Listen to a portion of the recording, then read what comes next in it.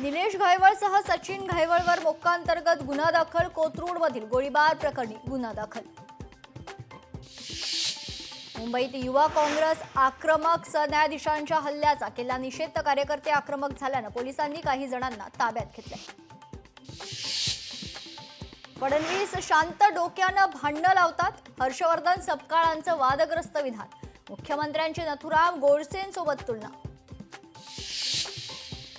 हर्षवर्धन सपकाळ यांचे वादग्रस्त वक्तव्य. सपकाळ यांची दखल मुख्यमंत्री फडणवीस घेतील. चंद्रशेखर बावनकुळेंचा हर्षवर्धन सपकाळांना टोला. आगामी निवडणुकांसाठी फडणवीस ऍक्शन मोडमध्ये. कोणत्याही परिस्थितीत महायुतीचा पर्याय निवडा, नाहीतर मैत्रीपूर्ण लढतीसाठी तयार राहण्याच्या पदाधिकाऱ्यांना सूचना. सपकाळांनी निर्लज्जपणाचा कळस गाठला. देवाभाऊ गोडसे नाही तर गोडवा निर्माण करणारे नेतृत्व. भाजपाचे माध्यम प्रमुख नवनाथ बन यांचा हर्षवर्धन सपकाळांवर संताप. शस्त्र परवाना प्रकरणात आदेशाची प्रत समोर. 24 जून 2025च्या आदेशावर योगेश कदम यांची स्वाक्षरी. पुणे पोलीस आयुक्तांना देण्यात आले होते आदेश. ओबीसींच्या हक्कासाठी मैदानात उतरलो. GR रद्द केल्याशिवाय आता थांबायचं नाही. ओबीसीत घुसखोरी होऊ देणार नाही. विजय वडेट्टीवार यांचं वक्तव्य.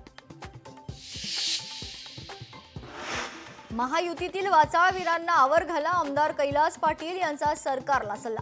बाबासाहेब पाटलांचं वक्तव्य. कैलास पाटलांचा सूचक सल्ला. नितीन देशमुखांचा अकोला पालिका अधिकाऱ्यांवर संताप. पालिकेकडून एकत्रित निविदा काढण्यात आल्यात. एकत्रित निविदा काढल्यानं नियमांचं उल्लंघन झाल्याचा देशमुखांचा आरोप.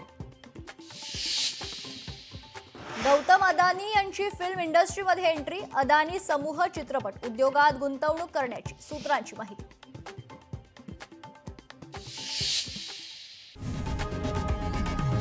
लोकशाही मराठी ऐका, पहा, जागरूक रहा.